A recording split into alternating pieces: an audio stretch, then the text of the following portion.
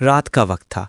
شہر neon lights میں نہایا ہوا تھا، گاڑیوں کے ہارن، روشنیوں کی چمک اور بارش کے قطروں کا شور۔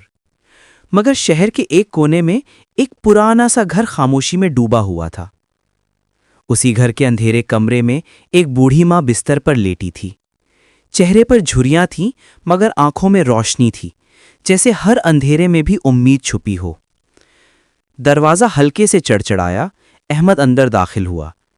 کئی مہینوں بعد وہ ماں کے سامنے کھڑا تھا، تھکا ہوا، شکستہ، جیسے دنیا کی دوڑ میں خود کو کھو بیٹھا ہو۔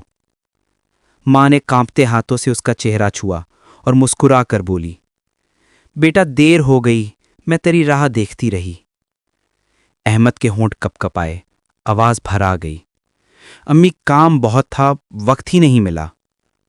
ماں نے دھیرے سے آنکھیں بند کیں، بارش کی بوندیں چھت سے ٹپکنے لگیں اور اس نے آہستہ کہا، وقت کبھی نہیں ملتا بیٹا، بنایا جاتا ہے۔ کمرے میں ایک لمحے کو خاموشی چھا گئی۔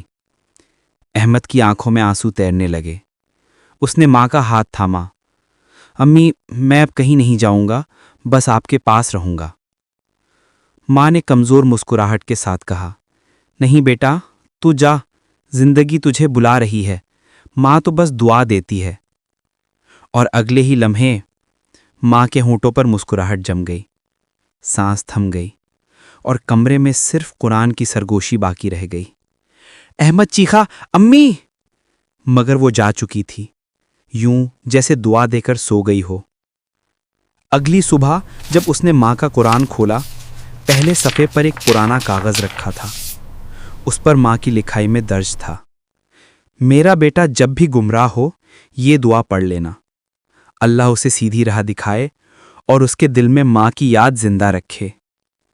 احمد کی آنکھوں سے اشک بہہ نکلے۔ اسی دن سے اس کی زندگی بدل گئی۔ وہ کامیاب ہوا مگر ہمیشہ کہتا، جو کچھ ہوں ماں کی آخری دعا کی بدولت ہوں۔